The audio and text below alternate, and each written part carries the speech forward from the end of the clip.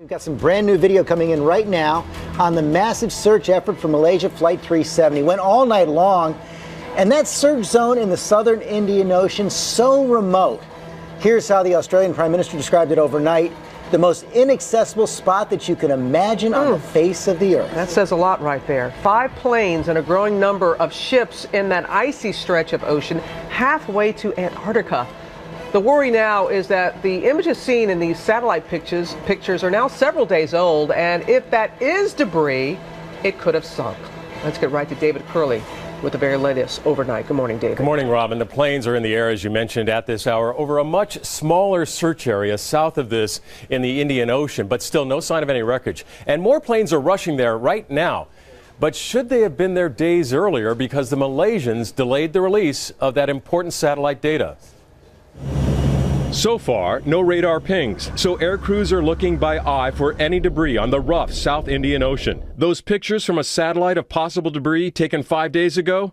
Nothing found. Could it have sunk by now? Worrisome questions, especially now that we have learned that days may have been wasted in the search. The Malaysians were told they may be searching in the wrong place more than a week ago. We know that because of the data from the satellite that recorded those 6 pings from the jet. It showed that the jet kept moving all 7.5 hours it was in the air, and the company concluded that off Australia was the best place to look. Just 4 days after the disappearance, the data was given to the Malaysians, suggesting those 2 massive arcs for searching, but also with the conclusion that all indications pointed to off Australia as the likely spot to find the plane. The Malaysians only shared the news of the arcs 3 days later. The Prime Minister was briefed on the satellite information at 8 a.m. Saturday the 15th of March. And it was 2 more days before Malaysia officially asked the U.S. and Australia to search the South Indian Ocean, a 5-day delay, while resources were used elsewhere. It's just such an egregious slip-up. It should have been released and have people start looking in those areas and quit wasting their time and efforts in areas where you knew the airplane couldn't be. The problem? Debris drifts up to 120 to 150 miles a day.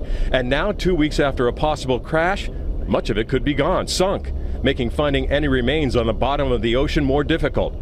And don't forget, those black box pinger batteries may only last another 2 weeks. Now, the Malaysians plan to talk to the Defense Secretary Chuck Hagel today. They'll be asking for hydrophones that can be dropped on the surface of the ocean to listen for those pingers. We'll see what happens, George.